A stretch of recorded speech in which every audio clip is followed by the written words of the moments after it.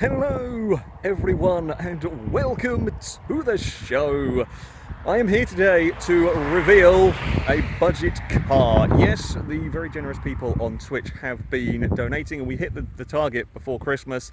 I have had £1,000 to go and buy a vehicle with. Now, of course, I grew up watching Top Gear.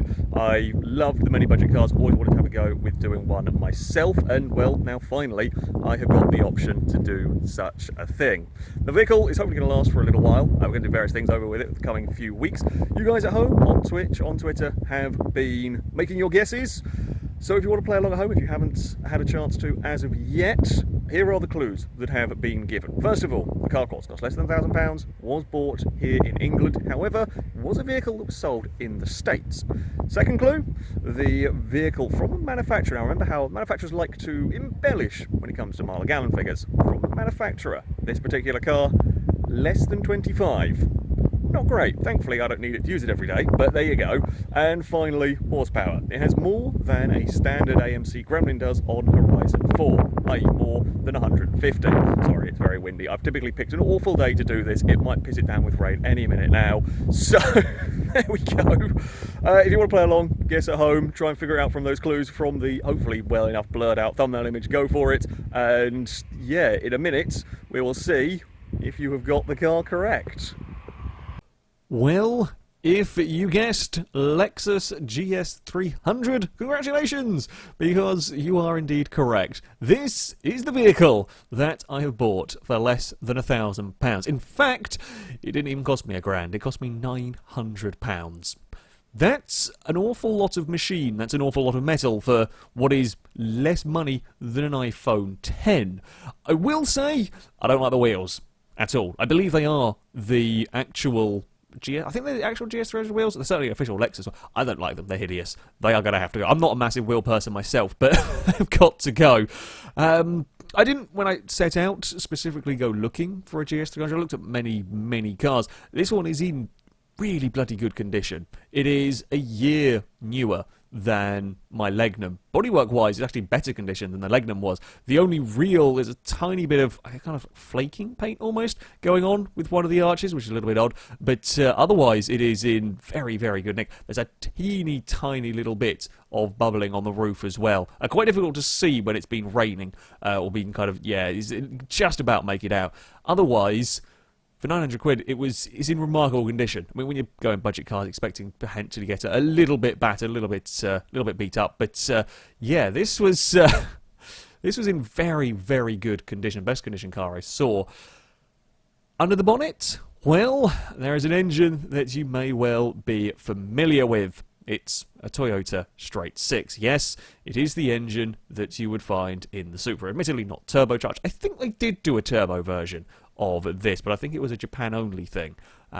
Which it would be fun to have got one, but probably wouldn't have been in budget, let's face it. So, still, it's a different sort of engine. You don't see straight sixes anymore, really, if at all. Everyone's gone for V6s. They make more sense, they're smaller, more compact, and so on. But it's nice to have a slightly different engine in the car. I think from new, don't know how many horsepower it's got now, but from new it would have had about 220, which is not, not too bad in a vehicle like this. And along with the power and, a slightly different sort of an engine, you do get a pretty damn nice soundtrack.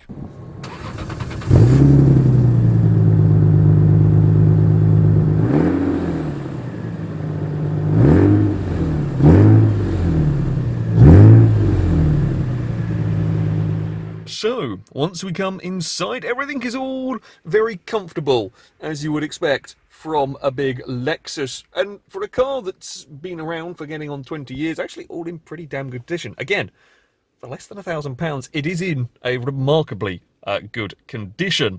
We've got all sorts of equipment. Honestly, the best equipped car I've ever owned. We have got cruise control. Yep, that works. Tested it yesterday. First time I had cruise control in a car. A little bit unnerving, but there we go. That's a thing. We have got dual zone climate control that works. Again, never had that in a car. Quite nice. The aircon might need a regas, but otherwise it's all good. Certainly the heating side of it works, because it's that time of year in England. The radio works, bar the display. The display is a little bit broken. You can kind of have to guess at what's going on. It does function, you just got to guess. Down here, we have got heated seats. Both driver and passenger work. which is lovely for this time of year. We also have the all-important, look at that, I have a power button in my car. I like a good power button. We have a power button for the automatic gearbox. That is the downside of this particular vehicle, of most Lexus. I don't know if they did a manual version of this car. They possibly did. I didn't see any for sale, and they're probably very rare, because let's face it, the people that bought these when they were new were buying it for a luxury, comfortable thing that can go quite quickly down the motorways. So yeah, it is an automatic. It's not bad, don't get me wrong, I've got more use to it. Certainly, you know, it's not as good as the Legnum, and there isn't any buttons. I think you could get these with buttons or paddles or something for changing gears. But yeah, it isn't too bad, especially if you put it in power mode. Then it will let you go through the gears and let you accelerate pretty well. My favourite thing about it, though, is when you put the key in the ignition, it still works in this car. The steering wheel moves itself down and towards you. That I like a lot. I like that an awful lot. I've got a transformery car. It's always good when you that. So yeah, it's very, very comfortable. We've done a couple of decent, longer journeys, and yeah, it is a very, very comfortable car, a very comfortable place to be in. As I said, the radio doesn't work. The other thing that doesn't work is the electric sunroof. While it is sealed, while it doesn't let any water in, you can try and press around with the buttons, but nothing's happening. Could be a simple fix. Not that bothered. Never had a sunroof in a car before. Never really needed one. So, what is the Lexus like when it comes to, well, being a car to drive? Yes, it is very big and very heavy, and while technically it might be a teeny bit shorter than the Legnum, it is still a pretty massive car, and it is heavier than the Legnum, and you can tell. Not that we've got any corners to currently go around, but it's a bit boaty. It's a bit boaty, not in a bad way. It is very comfortable, and I mean, these are the roads that I drove around when I talked about the Legnum. I can go down here at 60 miles an hour, no problem at all. It bounces around a little bit. They're bumpy out here. However, in the Legnum, you are constantly worried about, am I going to smack the nose into the floor? And this, it is supremely comfortable. It is supremely comfortable indeed. It's very quiet. It's very civilized, in fact. For a lot of the time, you can sit at 60 and have a very pleasant, normal conversation. If you do want to be a moron and happen to stick your foot down, it certainly shifts. Again, I've not put this in the power mode at this moment in time. However, we'll do it when we come out of a junction coming up ahead. Yeah, when you want to put your foot down, it will go. When you want to put your foot down, it will go. 0 to 60 is, I think, officially 8.1 seconds. It isn't the fastest to 60, no. But it's very heavy. There's a lot of weight to get off the line. Once you have gone past 60, then it just keeps on going, which it is pretty damn impressive, I have to say. It really doesn't want to stop accelerating. The brakes are surprisingly good as well for such a big heavy car. I didn't expect it to stop as well as it does. It really does get stopped very nicely indeed. We've got a road closed up here. I didn't know about that. That's fun. I think we should be okay to go the way I want to go.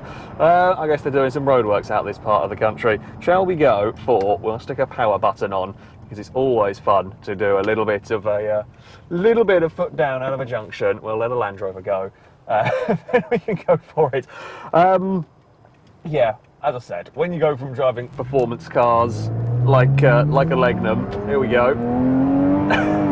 It does not sound too bad.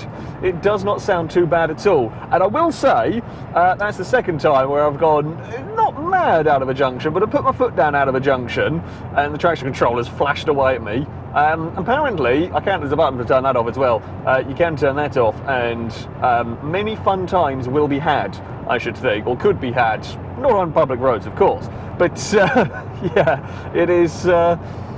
it's got some go about it. It certainly has got some go about it. Now, I'm sure there are many people out there who will have had their own various ideas as to what cars they would have got for this money. I have no doubt, I'll look in the comment section, a bunch of people will be saying, you should have got this, you should have got that. Sure, well, the chances are I've looked at it. I looked at a lot of cars for this sort of thing. I looked at an awful lot of cars, from Fiesta STs, the ST220 Mondeo, Octavia VRSs, all of those sorts of cars, Seat Leon turbos, you name it, chances are I've probably seen it. And there are many, many good cars out there for this. It is amazing what you can pick up for such a small amount of money here. It really is. I went with the Lexus because it's a little bit different. I went with the Lexus A because this one here is in bloody good condition. And it is a little bit different. And the engine is quite eminently tunable, which should be fun when the time comes. And it sounds great. I think this has got a custom exhaust of some sort. It's not crazy noisy. And if I can figure out a better way of miking the thing up, I'll do some proper sounds from it at some point. Yeah, it's not crazy noisy, but it is fun, and it is unexpected as well. It is unexpected. Also, I mean, part of the cheap car challenge, as far as like future plans go with this vehicle, it's not just, well, I do at some point have to take it on a track and maybe do some autocross and that sort of thing. Lexus will be fun for that because, you know, it's FailRace, a silly big vehicle doing a little thing. I do also plan on going across Europe, potentially Nürburgring, potentially to like Spa 24 Hour, maybe even Spa Grand Prix or something. And, well, I mean, this is going to be very comfortable. This is going to be very comfortable indeed. In fact, I've got it a lovely 24 degrees in here. It is freezing cold, not quite raining yet outside, and I've got it's lovely and comfortable in here. So that is part of the reason. That is part of the reason why I have gone for the Lexus. And yeah, it is a little bit different. I will say there is going to have to be, well, there's going to be bits and pieces done. The wheels are the first. The wheels have got to go. I don't like them. But otherwise, I'm very, very happy. I'm very, very happy with my vehicle choice right here. I look forward to doing a lot more stuff with it. I look forward to doing all sorts of various, I say silly shenanigans with it. It kind of is the point of this, some silly shenanigans to be done. Now, I was hoping there was going to be one last place where we could stick a foot down. However, it doesn't look like that is going to be the case for us here, is it? That is, so I'm coming up towards, you're not going to be able to see this, I'm going up towards a blind corner, and there is a van parked on it. And the van is now currently reversing towards me. I can just about see through the hedgerows what vehicles are coming. This is decidedly dodgy, I'm not going to lie. Council, I say council, I presume it's a highway maintenance van. If we could not park there, that would be fantastic. I thankfully can just about see well enough around it. No idea what they're up to down here. Whenever I go out filming with a car around here, you never know what last time I came into horse-drawn carts and so on, and next time I come into a terribly parked van, right, let's give it one more go. Let's give it one more go. We'll flick the power switch on, we will head down this next junction, back towards home for me, and give it the beans. It's very good fun. It is very good fun indeed. Here we go. Let's see what you got, Lexus. It isn't the fastest to 60, but it tries, and it makes up for it with some glorious, glorious noise, and yeah, it really doesn't stop shifting. And that bump would have terrified the Legnum. So, in general, pretty damn good. That, though, is going to be it for this video. I thank you all very much for watching. There will be plenty more to come from the Lexus. And do let me know what you would like to see me do with the car in the comments section below. I have plenty of ideas, but I'm sure you guys do as well. And I will be sure to include all sorts of those along the way, hopefully. Fingers crossed it doesn't break down on me. That is the downside with a car like this. If something does go wrong, it might not be the cheapest thing to fix. I mean, we know the engine's pretty damn bulletproof, and we know Lexus build quality is good and everything. If something does go wrong, though, it might not be the cheapest fix, so let's hope that that doesn't happen. But that will be it for today. Until next time, a goodbye.